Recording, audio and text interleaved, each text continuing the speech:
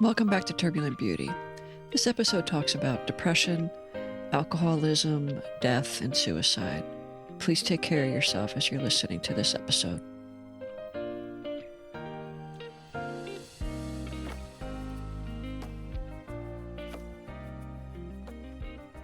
Welcome back to Turbulent Beauty. I have a really exciting guest. I've been looking forward to interviewing him for a really long time. It is my lovely and wonderful friend, Berend.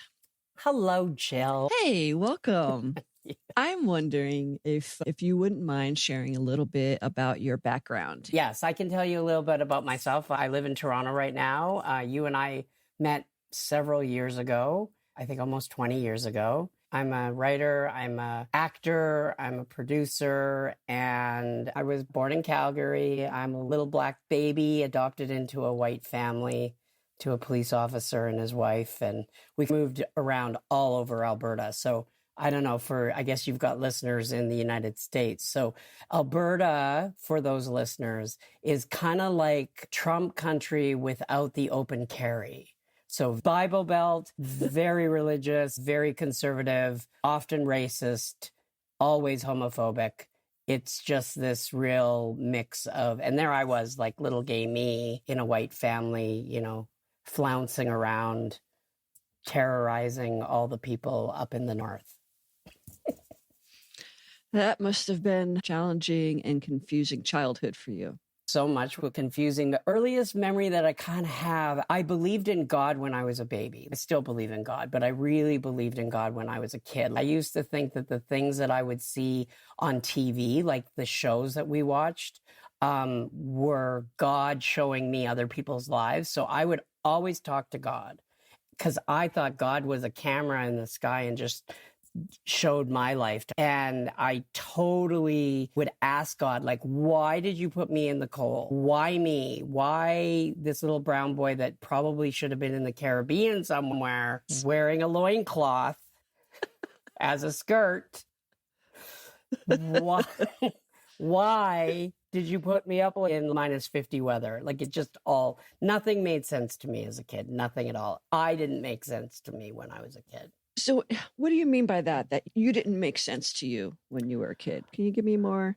Yeah, I just felt like I was different from everybody else as my family got bigger, and I just felt different. I looked different. I sounded different.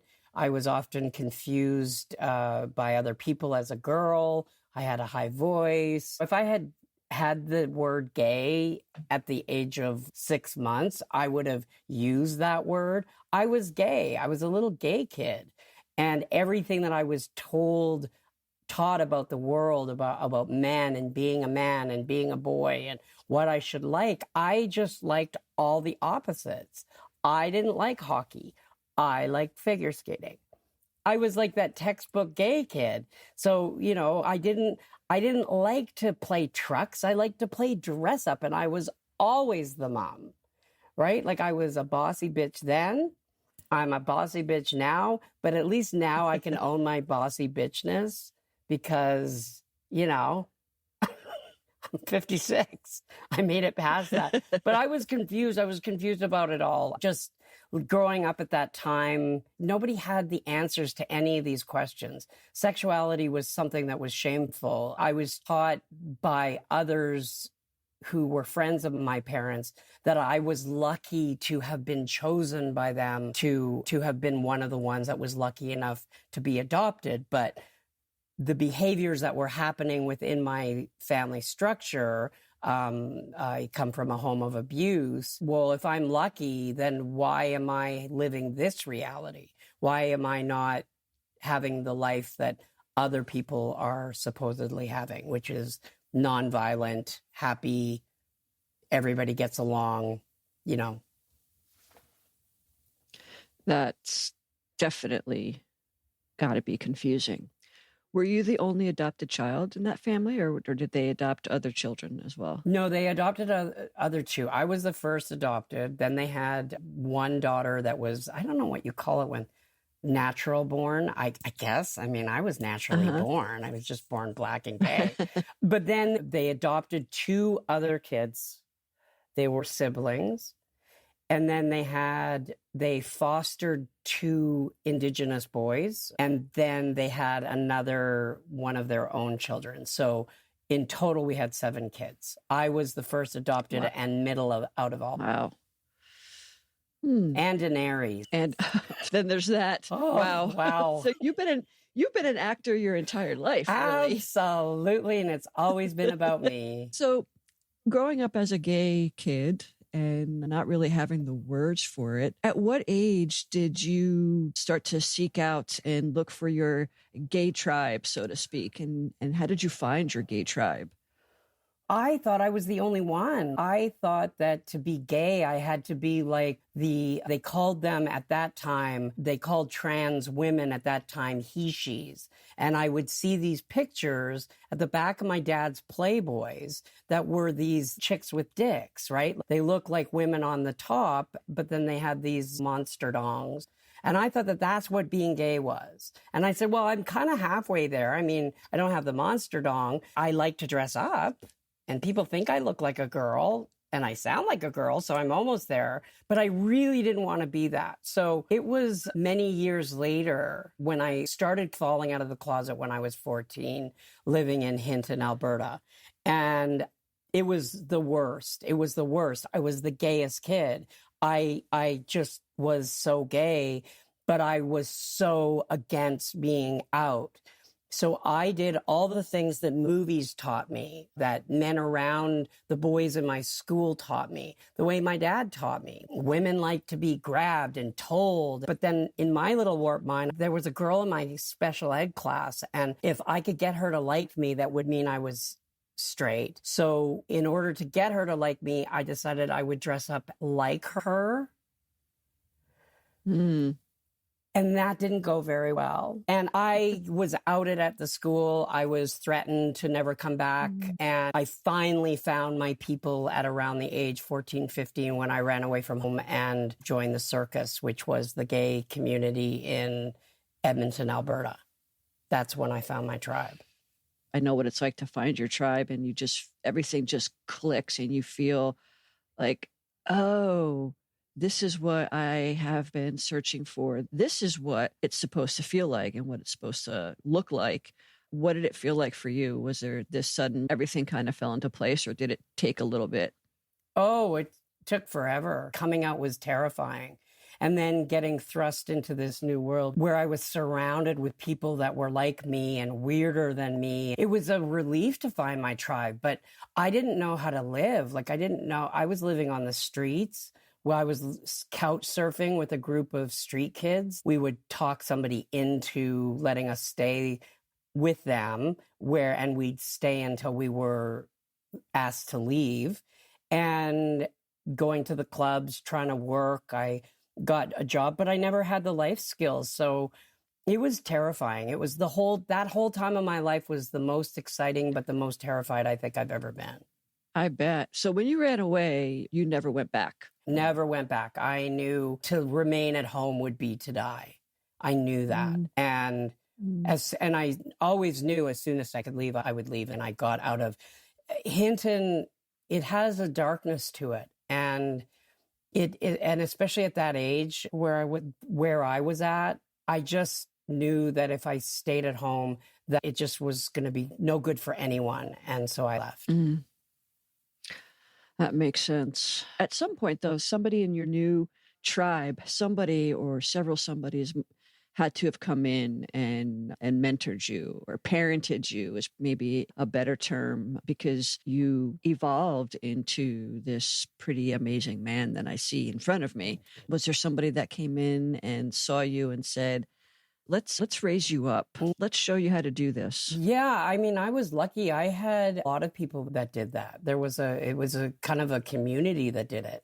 And it's a long-standing tradition of people reaching out to one another, because we didn't have our parents. We didn't have proper upbringings. So once I got into the gay bars, I was underage and I went to my first drag show, and It was so exciting. And I started hanging out with these drag queens. Again, it was terrifying because I heard all these bad things about drag queens. Like back then, drag queens are not what they are with RuPaul's Drag Race now. They were looked on, like drag queens were cast of the gay community. I mean, the gay community loved us for the entertainment value, but on a sexual basis, we were seen as the untouchables. So that again was confusing. I was hanging out at this bar called Flashback, and it was like the performance bar. It was kind of like the Studio 54 of Canada. Wayne Gretzky would go, and the Oilers and stars would show up from time to time when they were in town. And the queens there were really serious about performance. And so I did my very first drag show and got adopted by my drag mother, Tallulah, and then that family of drag queens, which we were called the Holes. We were the whole family. Everybody had a whole name. My drag name was Cleo, but my whole name was Bunghole. So it was great. I mean, they taught me the basics, like don't steal, which I wasn't always the best at. Show up for rehearsal on time, show up for performance on time, show up prepared. And that really did sort of lay the groundwork of you're only as good as your rehearsals. So I learned how to rehearse. I learned how to do all these things. And yeah, I'm very grateful to them and what they showed me. So during this time, that is when the AIDS crisis started way back then, because that's the time we're talking about in your age. When did you first become aware of AIDS? This was like 1986, 85, 86, 87, somewhere around there. The first time that I heard about AIDS, I was staying at my best friend's place. And he wasn't feeling well. And so I was there and I was cleaning and Oprah was on. And she had a guest who they were talking about this gay cancer that was spreading throughout the San Francisco and New York gay scenes that was killing gay men. It was a very brave interview for this man to give. It was very uncomfortable to watch because you could just see the disdain and hear it in people's voices when they asked him questions. And there was a little voice in me that said, you're going to get that. And then, wow. And that's around that same time. Then suddenly we started seeing like somebody would show up at the club, perfect, like big muscle guy 1 week. And then 3 weeks later would be in a wheelchair. And then a week after that, he'd be gone. And we started seeing that. We started seeing people with Kaposi sarcoma, which is the big purple blotches. It's a cancer that ravaged so many. Somebody would walk in with those suddenly all over their bodies. So people started dropping like flies. And it was a really terrifying time. As a gay woman, I remember that time, and I was working in healthcare and seeing the patients come into the hospital and having the healthcare providers not want to touch the men that came in because at that time we didn't know, especially the very early days, we didn't know how it was transmitted. And I just remembered going in and being full on gloves, gown, mask, and working with this one gentleman. And I just like, I need to touch him. He needs to feel my hands on his skin. He needs to feel human. And I just remember like there was this little voice inside of me that says, take your gloves off. And even though we weren't supposed to, I remember taking my gloves off and putting my hands on his arm and holding his hand as I was getting ready to do some exercises with him. And just how like he just relaxed, right? He just sunk farther into the bed, that there was at least one person who was willing to touch him because human touch is so important. And that was the first thing that was denied the early men that were getting this disease. And I remember that really clearly that day when I made that choice. To add to that a little bit, like Well, okay, so you were like the Lady Diana of your time. I don't know if listeners would or you're aware, but it was Lady Diana and Elizabeth Taylor who it was women that were the ones that broke the barriers and broke down the fear and touched people with HIV. So thank you for that. Thank you for showing him human compassion. So many didn't. So many of my friends died alone, except for the queers that would go to visit them. You're right. Like the people wouldn't, they'd slide food in if they got food at all. It was really horrendous. It was a horrendous time, but it was the women, it was the lesbians. Before I showed up at the bars, across the street from Flashback was kind of a lesbian bar. And they would have, they called Dyke Night.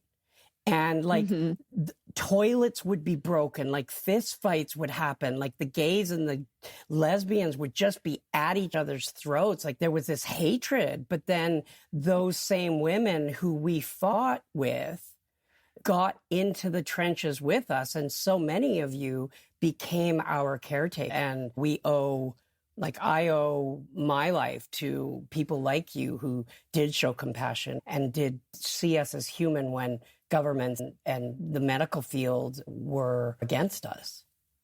Yeah, I remember those early days of it being so separate. And in some parts of the world, in some parts of the country, it still is really separate, the gay men and the women. But it's really nice now to not be so separate. Absolutely. I mean, it galvanized us. It galvanized us in a way that certain things markers in history do, like Stonewall, then the AIDS pandemic galvanized us. And I think the queer youth of today have been waiting for something to galvanize us. And I think we found it in the newfound hatred that is being hurled around about drag queens and trans people. So we're going into another galvanizing period, and they really change us as a community. And they often bring us way closer together than they tear us apart.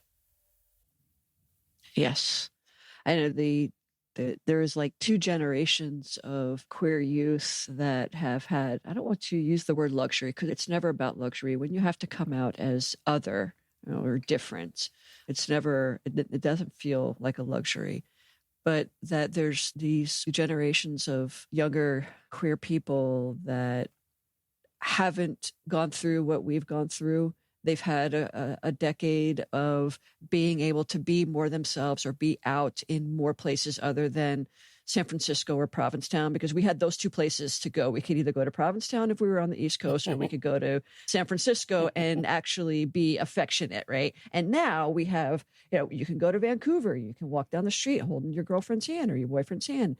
In Bellingham, you can do that, in Bellingham, Washington. So we have places where it's more open to do that. We still have places where you're taking your life in your hands. Yeah. But now there's this heavy cloud that is coming upon us. And as we see more of the trans hate and the homophobia that's starting to come out and some of our rights being taken away, that I think that is waking up the queer youth and saying, wait a minute. Mm-hmm.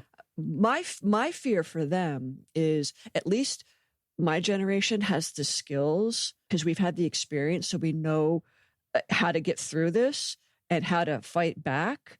But I worry that the younger generation maybe doesn't have that. And I hope that we, the older generation and the younger generation, are able to work together to make it through this really trying time that we're about to enter. I hope so. Maybe we're not going to enter it, but that is, I walk around. There are times where I really have to think when I'm getting dressed, because I have all this queer gear, shirts and things like that, messaging, that I have to really think, where am I going to go today? Am I going to be alone, or am I going to be a group with like-minded people? I really have to think about, what am I going to wear? And do I want to announce that I'm gay? I mean, if I'm not wearing a hat, I think that my hairstyle alone announces it. But when you're wearing a shirt that's like out loud and proud type of thing, it like really kind of brings that a bit more to the forefront. And I haven't had to think about that in a good 15 years. And that's that I don't like that feeling. I agree with you. I have a whole bunch of things going through my head right now because, number one, we didn't have, I think the generation before us, before AIDS hit, felt the same. Like, you get the tools. These young queer people right now, they have the tools in a way that we never did because they've been operating in the world in the last 10, 15 years in this world that is completely accepting.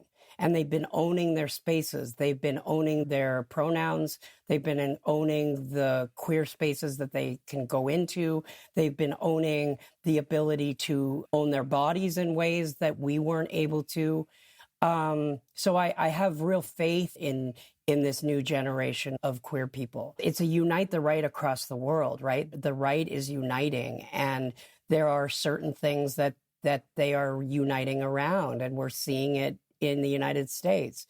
First, they're going to go after female reproductive rights. And now apparently unfertilized eggs in a freezer for in vitro are now deemed by a conservative judge to be human, to be babies, to have the same rights as children.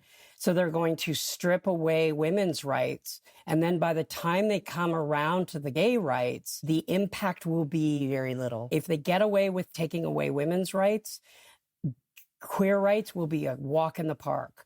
And we're watching it happen in Alberta. I wish I could remember Nex's last name, the they, them that just ended up getting killed at school. Alberta has just enacted a new draconian pronoun policy saying that if a child wants to call themselves other than he or she, they have to get written permission by their parents. And though that seems like a small thing to a lot of people, it's now starting to single them out. And they're now having to battle not just the school, but they're having to battle their parents, who some of them are not going to be on board.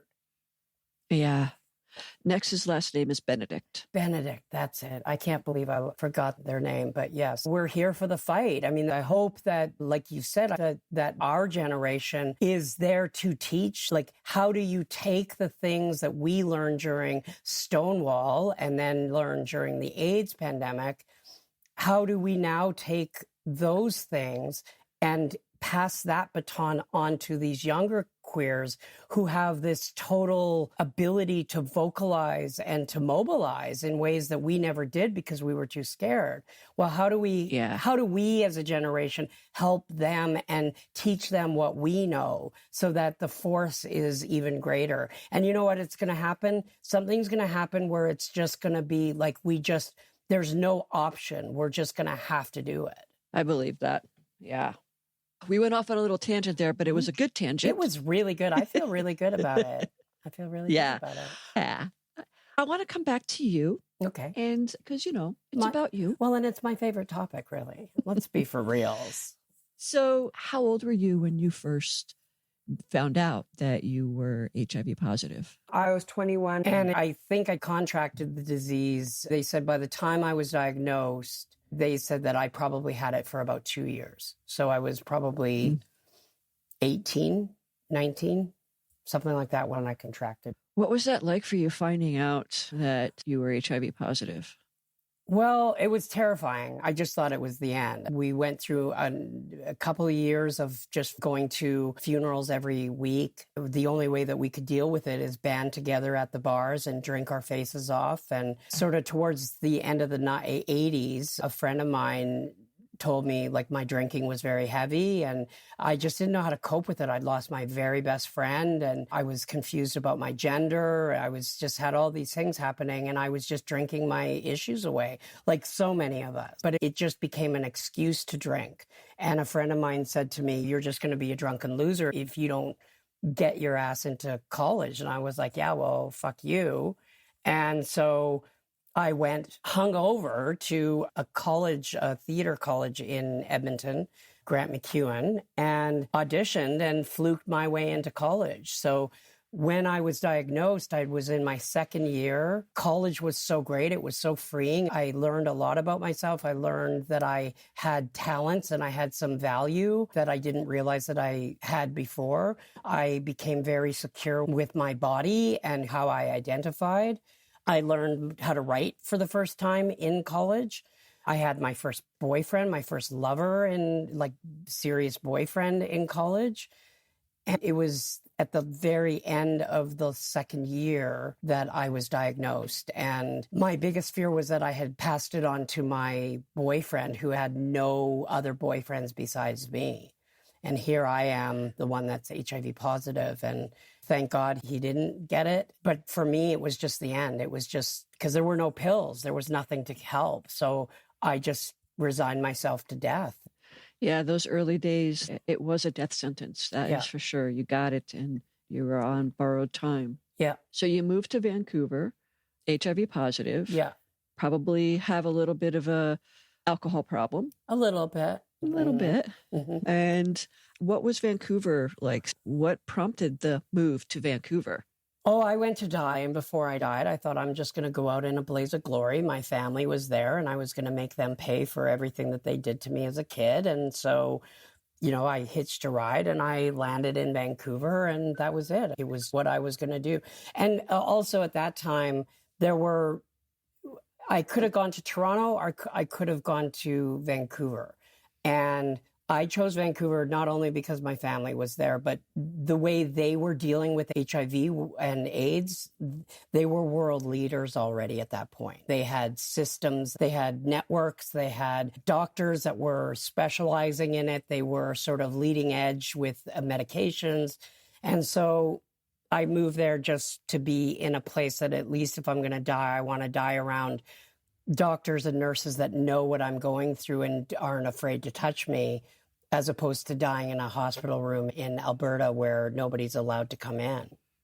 At its worst, can you give us an idea of how sick you got? I got a thing called vasculitis, which was clogging of the blood vessels. These lesions were growing on the inside of my blood vessels in my feet and were dying from the inside out. So at its worst, they were talking about amputation if they couldn't slow the progression of it. With the vasculitis came an immense amount of pain that I've never experienced before since, really.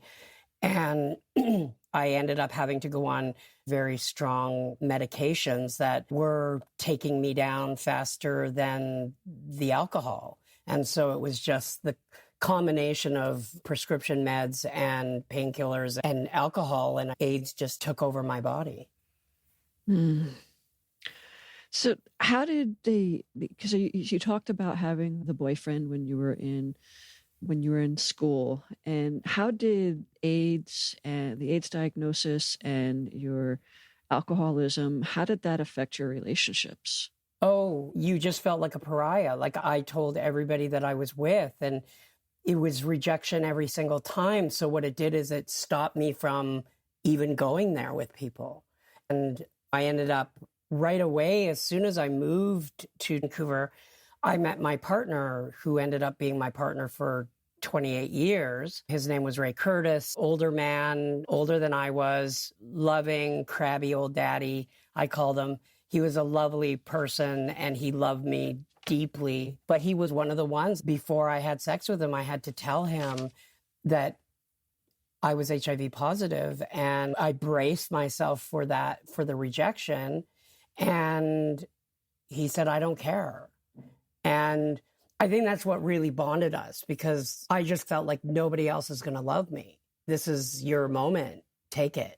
Right. And it led to 28 years later. But it wasn't just the HIV and the AIDS. It was the trauma of losing everybody. It was the disease itself. Plus, by the time I met Ray, I was a full-fledged alcoholic that was on tons of pain medication. So there were so many things that became barriers to connection that they all just kind of folded in and fed off of each other, if that makes sense. No, that does make sense. It makes a lot of sense.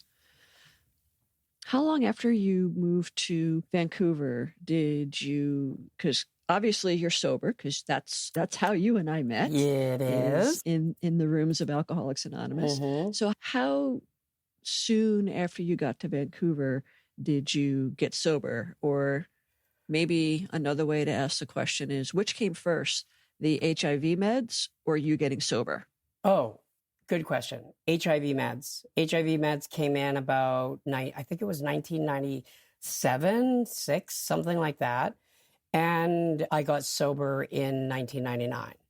By the time the HIV meds came out, as soon as I started taking them, they started working. And I was so angry because I'd given up. I was about to die. I had resigned myself. My family was prepared. I was prepared. And I was fully an alcoholic and an addict. So I just had prepared myself. And so when almost immediately I became undetectable, and for those that don't know, the pills suppress the virus within the blood to the point where it's not detectable under any sort of tests that are given. And I became undetectable right away. And I was so angry.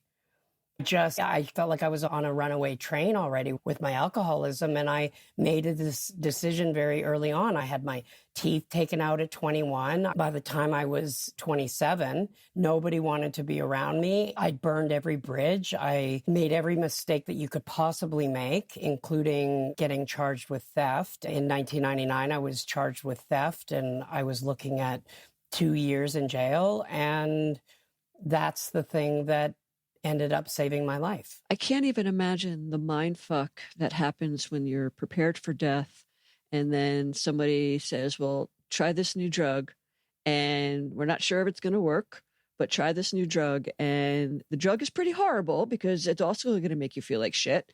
It's not a cure, but it might help you to live longer. And then all of a sudden the medication starts working. And now after years of preparing to die, you have to prepare to live, and then feeling the guilt of all the people that you watch die not having the same opportunity as you. Absolutely. And I had a death wish all my life. My first suicide attempt was in grade 3 when I set my house on fire and was going to jump in the fire. Death was always a sort of a backup plan. If things got too bad, I'd just take myself out of the world's misery. I felt like the problem. And so HIV was kind of my, okay, I'm done. I'm just going to die a loser. And to have it suddenly change, like almost immediately, the vasculitis started going away.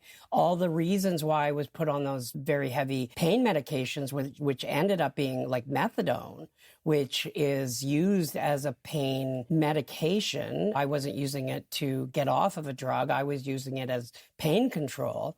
And those are really difficult drugs to get off of. And I was so addicted to them, and I was angry. I was angry at the world for now I have what? So now I got to live? Like, just take me out. Take me out. I was so angry, and I didn't know if I even wanted to do it. And why would I want to do it sober? Like, yeah. Why would I want to feel all the mistakes that I've made? And not only would I see the disappointment in my family's eyes every time I stole a bottle of wine off my mother or called my grandmother telling her she was a bitch and telling her that she needed to give me her money because she was dying anyways. Like the disappointment that I would see etched across, the silent disappointment. I didn't want to see that anymore. And, you take away the drugs and alcohol, and what? So now I got to look at all those. Like, I didn't know I could change my behaviors at that point. So I just thought, oh, great. So I'm going to be sober when I see my mom look at me with disgust. Great. Sign me up. And yet, here you are. You got sober anyway. Yep. Well, and that's the magic of sobriety, though. That's the magic of the path that we've chosen now. Is for me, I got to see how it is by asking for help, telling people. No, I told people I needed help. Then I allowed them to help me. And then I hung out with people that had the same issues that I had. And I saw how they managed to live through life's ups and downs, not drinking, not taking other substances to deal with their issues. And that laid the groundwork for me to go, well, maybe if that low bottom drunk who was a street person, like on Hastings Street, if they now have their own business and are happy and smiling and living honest, open, loving lives, maybe I have some hope. That's what I did. So let's talk about your life now. You got back into acting. Yeah, I was in two of the worst movies ever made.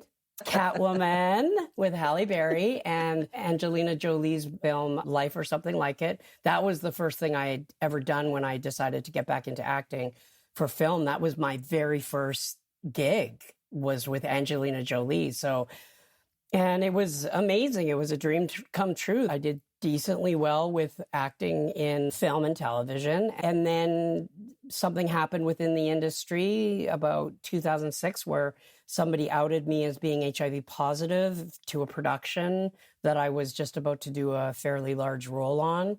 And the part was taken away from me. And so I started really having to look at my HIV issues at that point. Like it was because of the choices that I made when I was young, when I didn't care about who I was, that led to this disappointment where HIV was now the thing that took away my dream. So it was an opportunity. I hated it, but it was an opportunity for me to really deal with my grief and loss around AIDS and what I had allowed it to take away from me. And then my therapist at the time said, you should start writing. And I had thought about it because my best friend in Edmonton at the time was a playwright. He said, you should write. And so it was another message from the universe. And I just went, okay. And I started writing and it was just natural for me. It's way more natural for me to write than it is to act. And so I wrote 2 plays. One of them is a queer puppet show for adults called Get Off the Cross Mary, where the puppets who hate Mel Gibson hire actors and fly them up to Alberta and remake A Queer, the Passion of the Christ. Yes. And then the one-person show, which you ended up seeing more than once. You were one of my staunchest supporters. You still continue to be. You read all my stuff when I do it. And that was called Nigger Fag. And it was a one-person show that deals with homophobia and racism and bullying and standing up for yourself and love and family. And I toured that for 5 years. And now I'm writing film and television. The amazing thing is that this is what doing the work in recovery, however you find recovery, right? There's more than one way to find recovery. Yeah. But the thing is looking at our lives and making choices to do something different and then continuing to put one foot in front of the other until you get to these dreams that you have. And maybe you have to take a lot of right and left-hand turns. Like there'll be roadblocks because maybe the answer is not quite yet. Yeah. You've got to do a little bit of work here and then you eventually get there.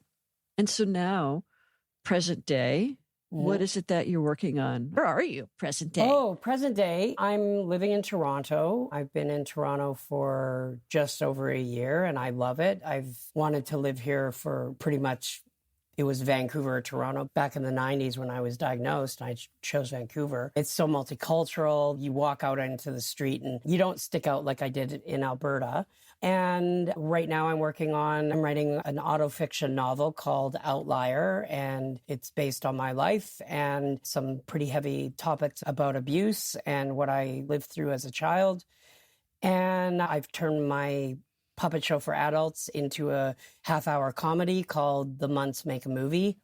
And so that's really fun.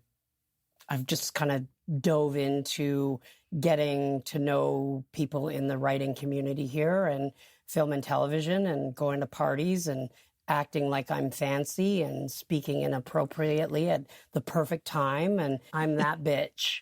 I know how to shove a size 14 heel into my mouth very quickly at these fancy events. But you know what? I just go and I do it and it's great. So this life has not been without its stressors and turmoil and grief for you. There's been some pretty major changes that you had to go through, even in your recovery. And even when good things were happening, there were still some major life events that occurred. And I know that you lost your partner. Yes. I know that Ray passed away. Yeah, just over 5 years. And, one of the tenets of recovery is under any and all conditions, and we stay sober. And this was the biggest one. Ray had been in my life for 28 years, almost 29 years. We had a very complicated relationship. We loved each other deeply and angrily a lot of the time. but he was my person. He was my friend, and losing him, you know, you never recover. I mean, grief is grief. I describe grief as you're sitting on your couch watching HBO and suddenly there's a knock on the door and this big, heavy, stinky, fat, pussy blob just comes and sits on your body, and it sits on you and follows you wherever you go, and you don't know how long it's going to be there, and then you can't ask it to leave. It's just going to take up all the room, and then one day you wake up and it's gone, and you can breathe a little bit more, and you start to live a little bit again, and then you just wait for that next knock at the door for grief to show up. It's just something that you learn to live with. And it's something that I've been very vocal about my grief. I've been very open about my grief because I think there's such a stigma around grief. Like, people don't want to talk about it. Or I've had people say, well, that, you know, it was a couple months ago. You're choosing to still feel sad. And, you know, I just want to punch them in the throat. But I now try to look at them and I go, oh, you've never gone through this. And you won't know until you know. And then when you know, it's like you meet people where you say, I've lost somebody, and you can tell the people that have also lost something as important themselves, because the way they speak to you you instantly go into heart level speaking. You instantly go into an understanding where walking into a room full of alcoholics gives us. Grief is the same uniter. It unites those of us that have lost very important things, know what it's like, and you don't need to say much. Exactly. I know you and I share that because I had lost my wife 5 years before you lost Ray. And Lori was also an integral part of your life and your recovery as well. So you lost her too. Yeah. And I too think that we need to talk about grief more than society wants us to. We need to remove the stigma.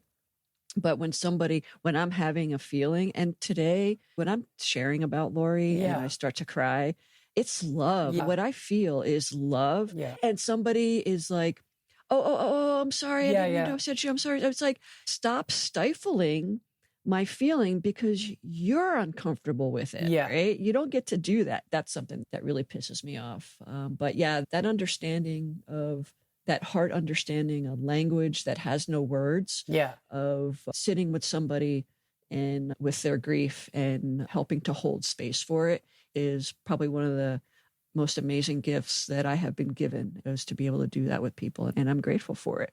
Well, I don't want people to have to feel the grief, right? But I can't take it away from them. Yeah. And you're really good at it. You're one of the people I can share, because, you know, Ray's death was mixed with I had a lot of regret. And that's another thing, is people, you know, you can't have regret. You can't ever, it's death by its process is regret. So how can you say that somebody, part of the process is something that they shouldn't have? It's like people that walk around and say that you should never be angry. If the universe didn't want me to be angry, then I wouldn't have that emotion. But but it's part of regret for me. Is not everybody's grief process is the same for every single person that dies.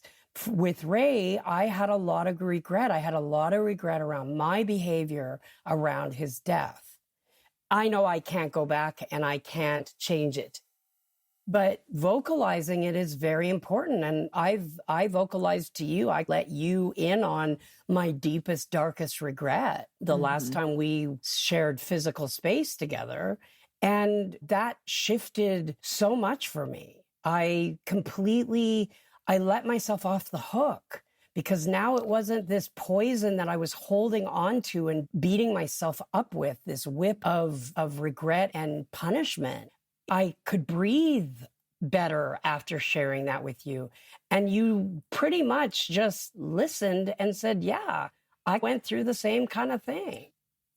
And that was so helpful. And I'll always be grateful to you for that, because if we hadn't had that moment during the summer, at the end of the summer last year, I would still be carrying that around like a 50-pound weight everywhere I go. Thank you for sharing that. And that was a really special moment for me too, just to be trusted that way. Yeah.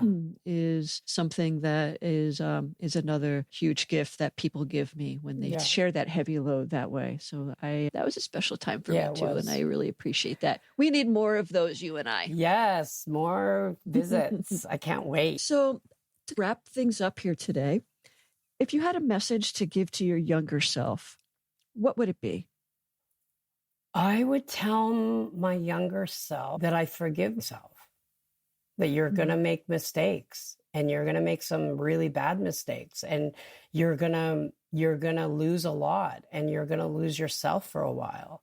In writing my book, I've really been able to look at I used to go to therapists that would say, oh my God, poor little Berend, you need to forgive him. And I'm like, oh my God, I know, isn't it sad? But inside I would be thinking, but Berend's a liar, but Berend's a thief, but Berend deserves what he gets. And I carried that all the way through up until I started writing my book. And now I'm looking at my life from a bird's eye view, taking a look at this I've been abandoned by all family structures. I was abandoned by my birth mother. I was abandoned later by my adopted family. And then I was abandoned a couple of years later by not only my birth father, who I've met, but his siblings. So I don't know what it's like to have a family that loves me. And I thought that I needed that in order to forgive myself. But I can now, after writing these stories, be like, you did the very best you absolutely could with the tools that you were given. And you have survived and you have rose above. You've surprised a lot of people and yourself, and you're going to do some amazing things that your grade 3 self is not going to understand that you have the capacity to fulfill. So that's what I would tell myself right now. That's what I do tell myself right now, especially when I'm hard on myself. I love that. And I think that is a really nice message to end on, is what forgiveness looks like, right? As an adult, we have a lot of power to do that. And I think the one person that we forget to forgive is our younger self, especially if we were victimized, the younger victim. Yeah. And not see that person as the victim. And like today, we aren't a victim of that. We can turn things around and we have choices, right? We can either stay a victim. Yeah. Or we can go, wait a minute, I'm no longer a victim of the things that happened to me when I was younger. That doesn't mean those thoughts don't creep in, because they certainly do, but we get to stop it so that our behaviors don't interfere. We don't go back to those old behaviors that kept us sick or got us in trouble. Absolutely. Absolutely. Thank you for sharing and being vulnerable with me and with the audience, the larger audience that's going to hear this. And I just really appreciate your time and that you were willing to be on here and be one of my guests. Thank you. I can't thank you enough. I mean, you're my favorite person. I just thank you for doing this and giving me opportunity and to share. And I look forward to doing it again. Yes, me too. Thank you. Love you. As we wrap up today, always remember that within the turbulence of life, there's an extraordinary beauty waiting to be discovered. Embrace it, celebrate it, and share it with the world. If you enjoyed today's episode, please consider subscribing, leaving a review, or sharing with your friends and family. Your support helps amplify these voices and ensures that the Turbulent Beauty community continues to grow. Stay connected with us on Instagram at turbulentbeauty23 or email us at turbulentbeauty23@gmail.com to be a part of the ongoing conversation. We would love to hear your thoughts, stories, and suggestions for future episodes. Thanks for being a part of Turbulent Beauty.